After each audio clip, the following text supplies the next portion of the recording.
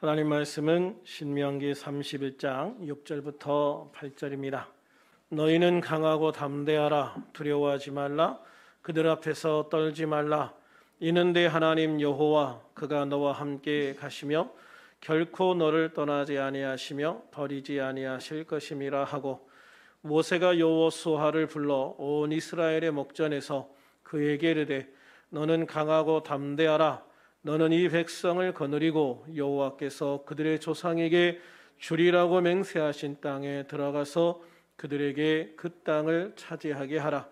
그리하면 여호와 그가 내 앞에서 가시며 너와 함께 하사 너를 떠나지 아니하시며 너를 버리지 아니하시리니 너는 두려워하지 말라. 놀라지 말라.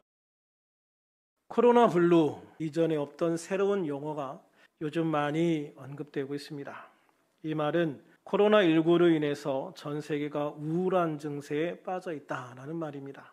코로나 증상은 몸으로만 나타나는 것이 아니라 보이지 않게 마음속으로도 번져서 우울한 일상을 만들어내고 있습니다. 그래서 우리나라뿐 아니라 전 세계적으로 너무나 많은 사람들이 코로나19로 인한 우울증으로 힘들어하고 있는 현실입니다. 사람이 우울증에 걸리면 다양한 증상들이 나타납니다. 기분이 처지고 힘들어지는 것이 가장 중요한 특징입니다. 이로 인해서 사람들은 모든 것을 부정적으로 생각하게 됩니다. 부정적인 생각은 부정적인 감정을 낳습니다. 부정적인 감정의 첫 번째가 슬픔입니다. 이것은 주로 코로나19로 인한 상실과 실패로 인해서 생기게 되어집니다. 두 번째는 분노입니다. 이것은 자기 기준에 어긋난다고 생각할 때 일어나는 지극히 주관적인 감정입니다. 이로 인해서 다른 때는 별거 아닌 문제로도 감정이 쉽게 폭발하고 소리를 지르기도 하고 싸우기도 하고 다투기도 하고 또 여러 가지 이런 어떤 폭력적인 문제들이 발생하기도 합니다. 세 번째는 불안입니다. 끝날 것 같지 않은 코로나19로 인해서 불안감이 커집니다. 이 불안이 심해지면 공포로 바뀌게 된다고 합니다. 네 번째는 죄책감입니다. 잘못한 행동에 대해서 느끼는 부정적인 감정으로 신앙이나 양심을 거스르는 데 따른 심리적인 불안감입니다. 이런 감정들은 코로나로 인해서 교회 가지 못하거나 다른 사람들에게 그리스도인이라는 것을 당당하게 말하지 못하는 상황에서 더욱 커질 수밖에 없다라고 말합니다. 다섯 번째는 수치심입니다. 교회가 코로나 전파자인 것처럼 말하는 걸 듣거나 볼 때 그런 수치심을 많이 느낀다고 합니다. 우리는 이런 부정적인 감정들을 어떻게 다시 긍정적인 감정으로 바꿀 수 있는가? 이것이 지금 우리에게 중요한 문제라고 생각을 합니다. 어떤 성도님들은 제게 하소연하기를 직장에서 사람들이 다 교회 때문에 문제라고 말하는데 너무 힘들다고 말합니다. 특히 코로나 때문에 그런 문제들이 더 심각해지고 있는데요. 직장 사람들이 코로나가 끝날 때까지는 교회 나가지 않으면 안 되겠느냐라고 말하는 사람들이 생기고, 또 월요일마다 어제 교회 갔었어? 라고 물어보는 사람들이 꼭 있다고 말합니다. 그래서 그런 것 때문에 너무 힘들고 어렵다라는 말을 해요. 이거는 이제 어떤 일부의 문제일 수도 있고 전체의 문제일 수도 있지만, 저는 이런 이야기를 들을 때마다 우리 성도님들이 참 힘들겠다 하는 생각에 너무 마음이 아파요. 이런 문제는 교회를 출석해서 예배를 드리는 성도들뿐만 아니라 가정에서 라이브로 예배를 드리는 분들도 마찬가지일 거예요. 그러나 사회 속에서 이런저런 억압과 핍박을 받는 우리 성도님들 참 힘들다라는 생각을 하면서도, 그러나 우리가 이렇게 힘들고 억울하고 어렵다라는 것만으로 끝나면 안 되지 않느냐라는 생각을 가지고 있어요. 우리가 코로나로 인해서 이렇게 힘들고 어려운 상황이지만, 그러나 우리가 이런 상황에서 자포자기하고 있을 수는 없기 때문입니다.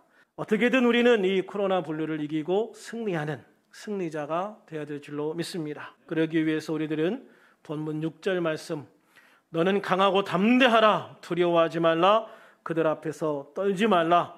이는 내 하나님 여호와 그가 너와 함께 가시며 결코 너를 떠나지 아니하시며 버리지 아니하실 것임이라.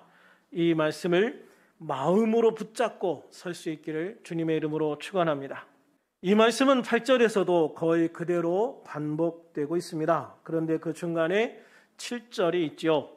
8절에 보면 그리하면이라는 말로 시작을 합니다.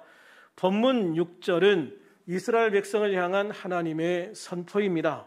오늘 본문의 서두인 1절과 2절을 보면 모세는 이제 이 백성과 더 함께할 수 없게 되었다라고 말합니다.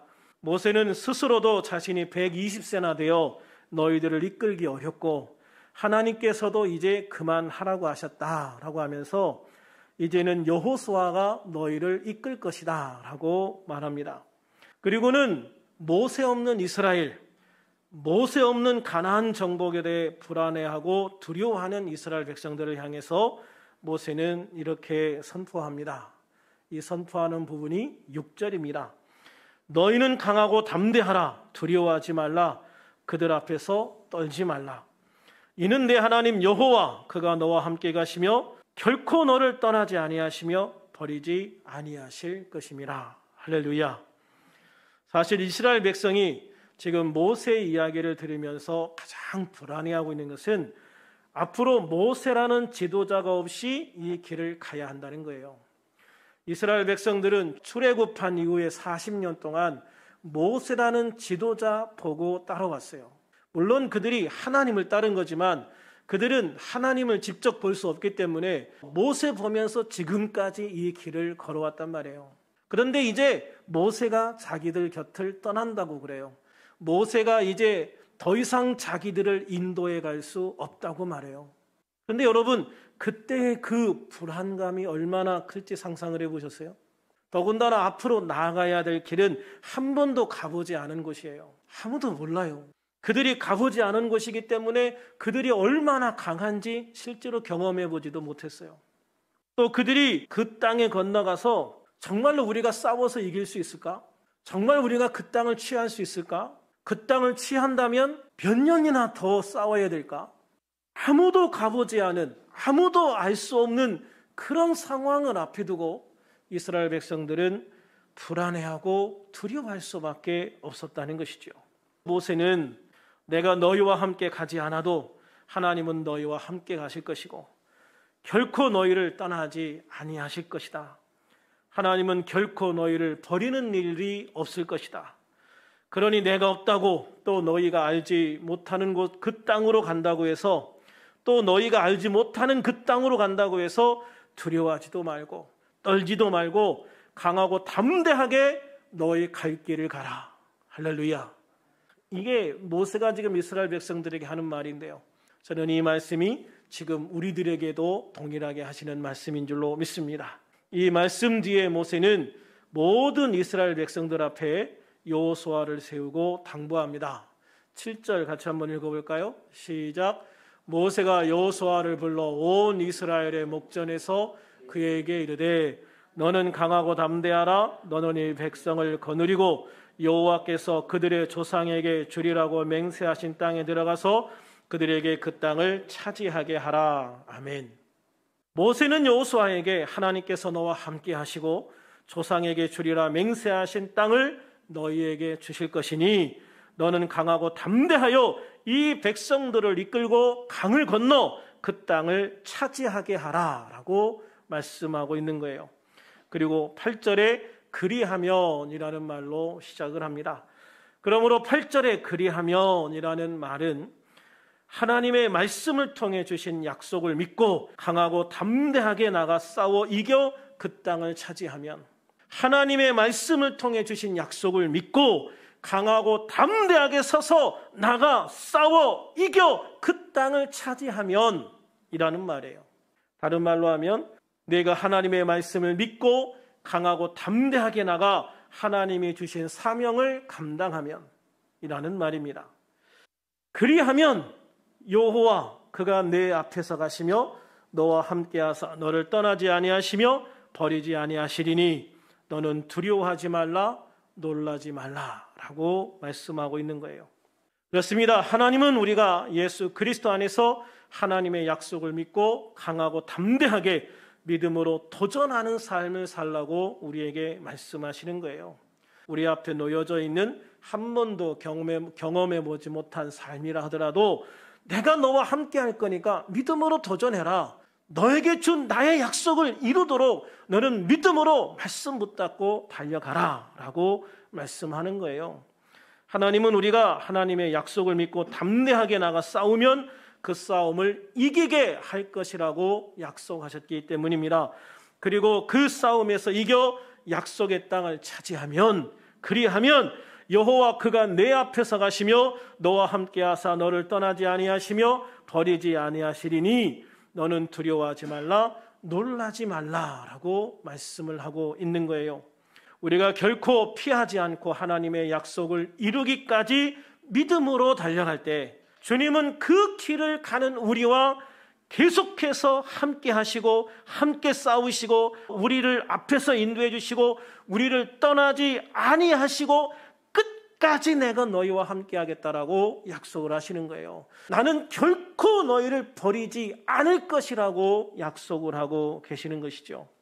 그러므로 우리들이 하나님의 약속을 믿고 믿음으로 승리하면 하나님의 그 약속은 우리의 평생을 위한 새로운 약속이 되어지는 거예요. 할렐루야. 우리가 세상에서 강해지는 비결이 이것입니다. 하나님께서 나와 함께 하시며 나를 떠나지 않겠다는 약속이에요.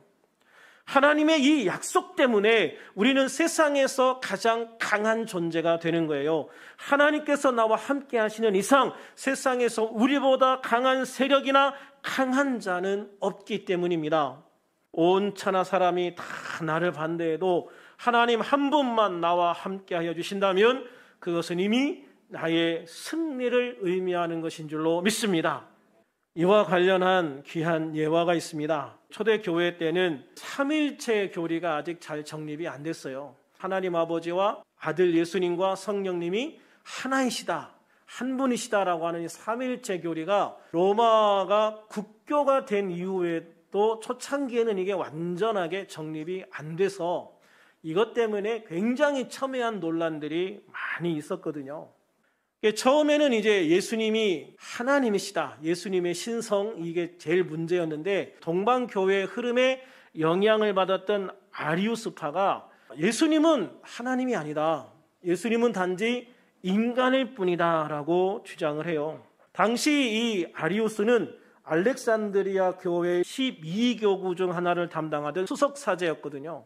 그러니까 이 아리우스는 그 당시에 굉장히 강력한 힘을 가지고 있는 사제였어요. 그런데 이 사람이 예수님은 하나님이 아니고 예수님은 단지 인간일 뿐이다 라고 주장을 하니까 이게 사람들에게 굉장히 영향을 미쳤고 상당히 오랜 기간 동안 이것이 마치 진리인 것처럼 생각이 됐어요.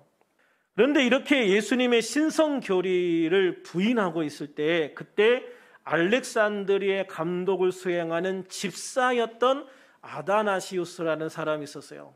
이 집사 아다나시우스는 예수님의 신성을 부정하고 인성만 인정했던 아리우스파에 대해서 정면으로 반대 의견을 이야기를 해요.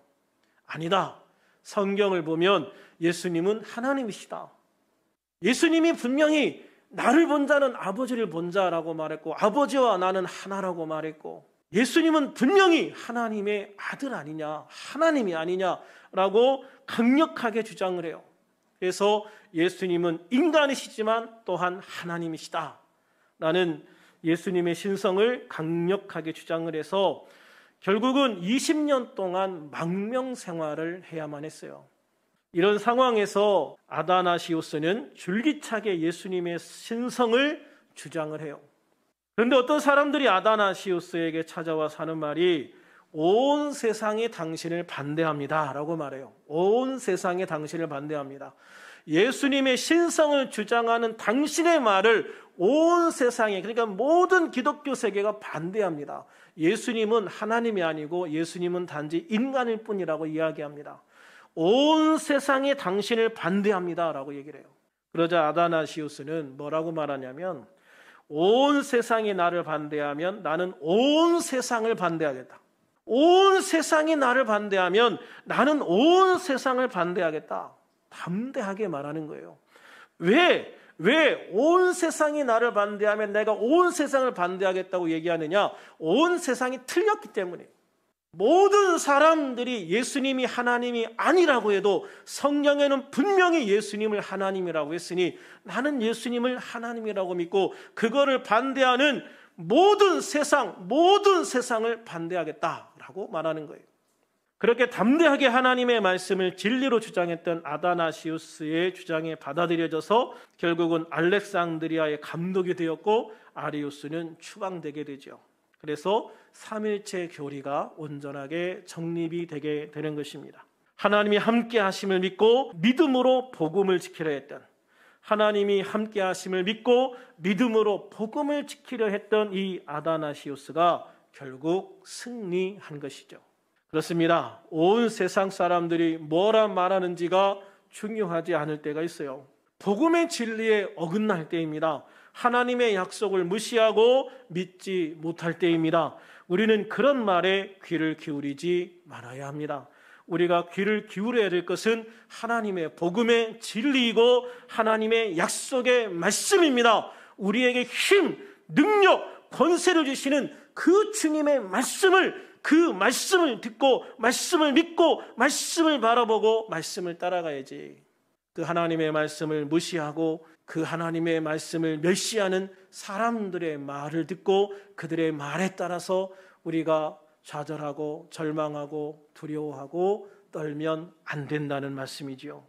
하나님의 복음은 진리이고 하나님의 약속은 반드시 이루어질 약속이기 때문인 줄로 믿습니다. 그래서 창세기 12장 4절에서 믿음의 조상 아브라함도 여호와의 말씀을 따라갔다라고 말해요. 아브라함은 부귀영화 따라가지 않았어요. 아브라함은 세상의 권력이나 권세 따라가지 않았어요.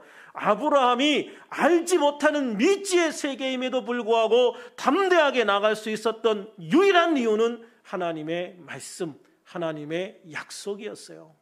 그래서 아브라함은 하나님의 말씀을 따라 떠난 것을 믿으시기를 바랍니다. 무디 선생님도 말씀하시기를 하나님을 그의 말씀으로 붙잡으라. 하나님을 그의 말씀으로 붙잡으라. 그렇게 말씀하고 있어요. 사랑하는 우리들 교회 성도 여러분, 코로나 블루라는 말이 중요한 키워드가 된 것처럼 코로나로 인해서 많이 힘들고 어려운 게 사실이죠. 그럼에도 우리들은 그런 어려움에 굴복하지 말아야 합니다. 불안해하지 말아야 됩니다. 두려워하지 말아야 됩니다. 아브라함도 아무것도 모르는 길을 떠났지만 말씀을 붙잡고